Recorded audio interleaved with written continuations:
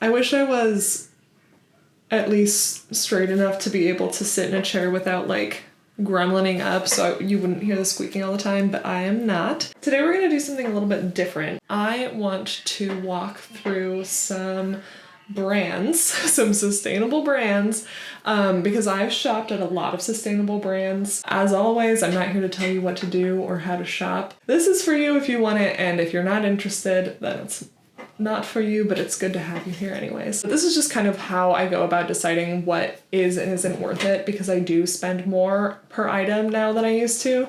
So I really do dig into like, how functional is this gonna be? How well does this brand fit me? How easy will it be to return it if I have to? A couple of notes, a couple of these brands have been canceled for various reasons. When it comes to trying to shop ethically, you have to make concessions, and so even though there's some that I don't personally shop at, that's based on what concessions I'm willing to make and not willing to make, and I don't want to make that decision for you. So I'm not saying you should all go out and buy this brand. More, here are my thoughts on the clothes, and then the ethical decisions are ones that you yourself can make. What's more important to you? Is it how factory workers are treated? Is it how inclusive in practice an actual office is?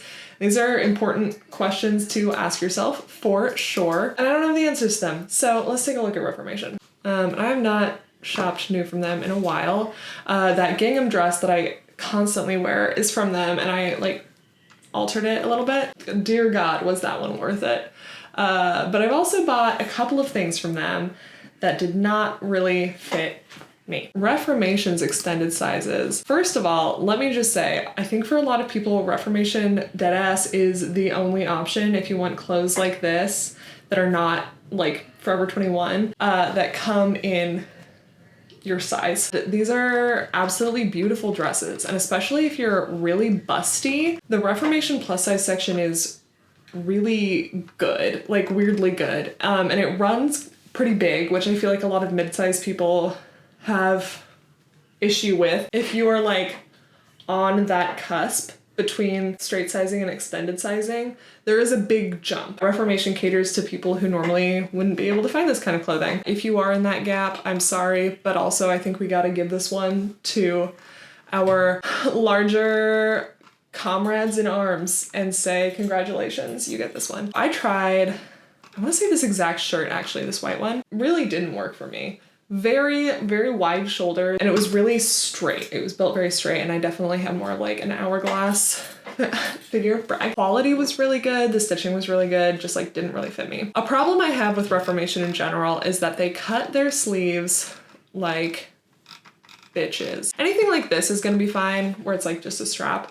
Like this, it can be very, very hard to move in, and stuff like this. So something you might not know if you don't sew, when the arm size starts farther out on your shoulder, it can limit mobility. And I think that there's this issue with Reformation, and I especially had it when I was shopping plus size, where you will buy something, oh my God, this is so cute. You'll buy something and it will be too big for you, and yet you won't be able to move your arms, and you're like, what the fuck is happening? And the answer is because they set their sleeves in a way that I hate. It's all about the look, it's not about functionality. That's the thing I'll say about Reformation's clothes in general. A lot of people think that Reformation is not fast fashion, which is interesting because even the CEO has said that she wants to make fast fashion sustainable. She wants to make sustainable fast fashion. That's what Reformation is. She wants Reformation to be the next Zara. And so the reason they produce in the US is because it's faster, and so you can get things out faster, which works better with a fast fashion structure where you're rolling things out multiple times a season. Like Reformation definitely is fast fashion in the industry term of the word. It is, as far as we know, better at treating its workers, at least its factory workers, well. They are carbon neutral, so there are a couple of things you don't have to give up, but then there are also things you do have to give up if you decide to go with them. As we all know, no ethical consumption under capitalism. I'm just trying to give you the facts so you can decide what's most important to you, and buy clothes. As far as like, is Reformation worth it? Clothes are made very well. they're not made to be very functional. So if you are someone who wears a lot of this kind of dress, maybe you don't need a super functional dress all the time, Reformation might be the way to go. And if you can thrift it, absolutely worth it. It might not be worth it if you do need more functional clothing. Secondhand is a great way to go. Their stuff is really resellable because a lot of it does last. Everlane. Everlane is another one I don't shop at anymore because they've been a union busting. Pew, pew, pew, pew. We do not stand union busting.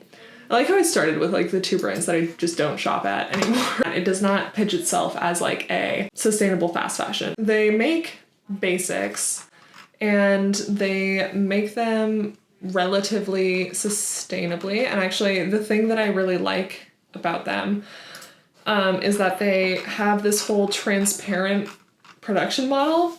So when you come over here, you can actually see the cost of their items. So you can see the materials, the hardware, labor, duties, transport, and then they'll show you like, all right, so this cost is $25.43 to make. And then they tell you how much they charge for it, and then they say how much traditional retail charges for it.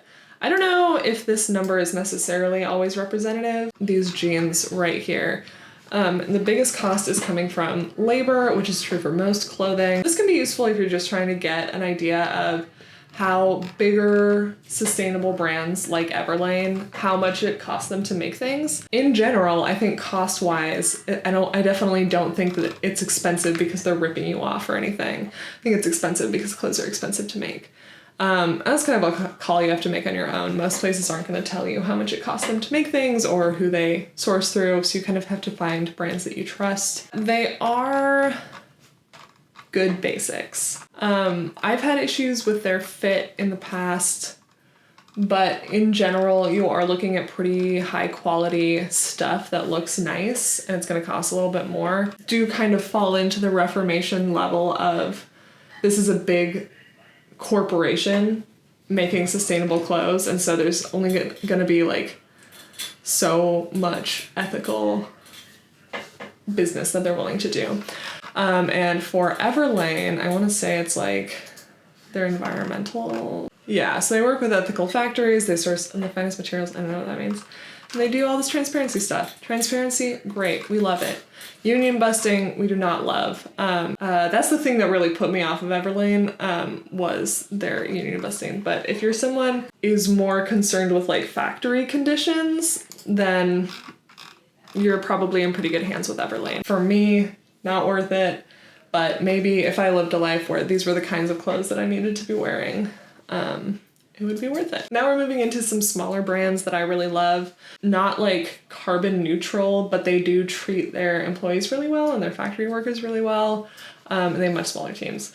So I'm pretty sure Tuesday Bassen is the smallest one I'm gonna show you. They make great clothes. Their clothes are amazing. So I have two Audrey skirts in plaid, and I got both of them I got one of them on sale and one of them pre-order because it was like in a red plaid, and I was like, so their clothes are really well made, really well designed, really sturdy. Their clothes are definitely all worth it as far as if you look at it and you're like, that is what I want, that's one of my staples, that's going to be something I wear all the time. Absolutely. And they also have pretty big sales kind of throughout the year, which is something that you can see like here.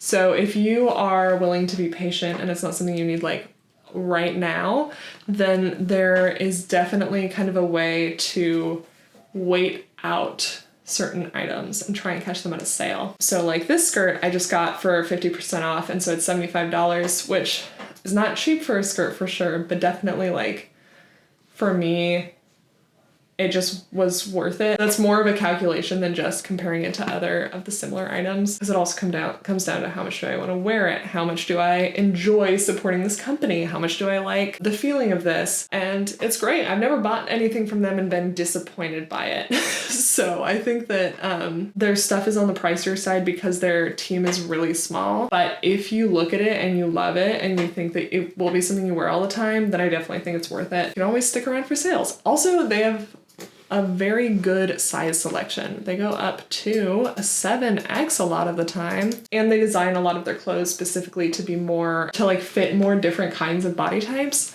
So like this skirt, for example, has like elastic in the back, which I normally am not a huge fan of because I feel like it can stretch out, but on this actually works really well. So yeah, Tuesday Bassen, I would give an overwhelming worth it. And also Zara's constantly ripping them off, so might as well give them some money. Now we're gonna look at Big Bud Press, which is a little bit bigger, I want to say, than Tuesday Bassen. Something you're going to see with a lot of these smaller brands is that they sell a few models of things and they sell them in different colors over long periods of time. This is when you get into things that are more slow fashion because they're not releasing new kinds of clothes all the time, so their cuts and their silhouettes are really consistent and it's just their patterns that are changing. If you just have this floral one, you still know that it's going to fit you. All of that same energy that went into designing and drafting different sizes is going to show up here too. I am so in love with this whole collection, and oh God, it's so cute. Anyways, I think Big Bud Press is another one where some of their stuff, like their jumpsuits, are, pricey because they're all made in pretty small factories in the US. All of their stuff, again, is worth it. I have so much Big Bud Press. Basically just like over a couple years, whenever they drop something, I'll like look at it and usually there's like one thing I want. And so I've just slowly collected the shirts from Big Bud Press. I've never been disappointed. Never not happy. Their stuff is great. It's really well made. It's really cute, and in my opinion, it's pretty timeless. I think the question for you is going to be like, do you like it enough? Because no matter how high quality it is, if you are like, I'm not going to wear a jumpsuit, I'm not going to wear that jumpsuit, then you shouldn't buy it, even if you think it's cute in theory. So for Big Bud Press, the stuff that I really love and always go back to are these honeycomb t-shirts, which is what this one is. And then their sweats are amazing and their work shorts are amazing. I think it's all good. Actually, for me, because I live somewhere so hot and I get so sweaty, the jumpsuits are the least practical thing, so I don't usually buy those. But I do have the strawberry one. For Big Bud Press, it's always just going to be a matter of like, do you like it enough? Does it fit you well? They take returns, so you can always send something back if you need to. They also do these really big sales. So they, one, have sample sales, and two, do discount days. Discount days, they're like taking a loss on products so that they can get their product to people who couldn't normally afford them. Sample sales are just, I think they're also taking a loss, but it's like misprints or like old colors of things or whatever. These sell out really, really fast, like within the minute usually. So you've got to be like on it, but you can check it out if you're like, I love this stuff, I genuinely cannot afford it though. You can check those out. And you can also kind of scour Depop after the sample sale, and you can usually find people who will sell you whatever they got for the same price plus shipping that they got it at. So you'd be looking at like $20 or $30 pants instead of like $80 pants. So final verdict, if you love their stuff, Big Bud Press is great. If it's not your style, don't worry about it. You can just not shop there. So now we're going to look at Lucy and Yak. Lucy and Yak also got lightly canceled last year for, I think they had some trouble, like they were like treating one of their models poorly, or it's just like they were just really not worried about being more inclusive. Looking at their clothes, my general impression of Lucy and Yak is that if you live in the UK and you really like their stuff, it's probably worth it. I live in the US and I like a lot of their stuff, but I have tried to return 2 things, neither of which made it past the like customs thing. So that's just like kind of a pain. So their stuff, as you can see, is like a little bit cheaper than like Big Bud Press or Tuesday Bassen because it is like a bigger company and they make all of their stuff in India and they pay well over the living wage there. For me, the thing is their quality is hard to kind of get a concept of. So I have a few things from them. I have a pair of the Addison jeans that I bought a while ago. Like I saw them, I think Lex Croucher posted a picture and they looked so cute in those pants and I was like, I need them. I bought them in a 36 and then I eventually had to take them in. And now I've made them into shorts and also parted them into a corset. So they've gone a long way.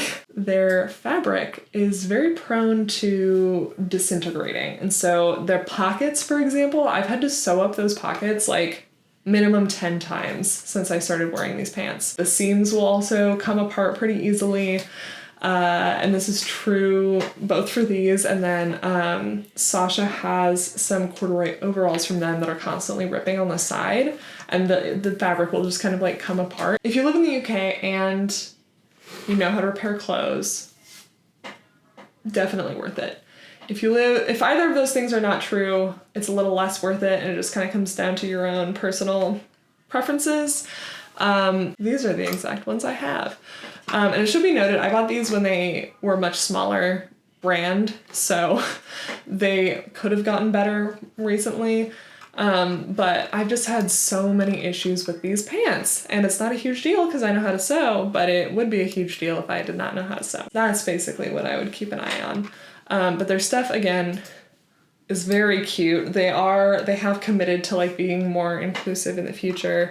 And I think that if you like their stuff enough that you're willing to kind of risk it, maybe not quite fitting right, or maybe having some like production issues, then go for it because their stuff is nicely designed for sure. And it's very cute. And a lot of the stuff they have is stuff that you wouldn't normally be able to find in a lot of the sizes that they carry. What size are they going up to now?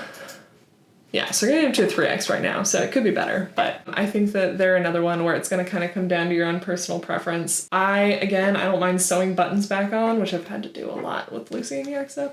Seams a little bit, but it would be very annoying if those things happened to me and I didn't know how to do that. And then the last one is Girlfriend Collective. I don't know how big they are. I have no idea, actually.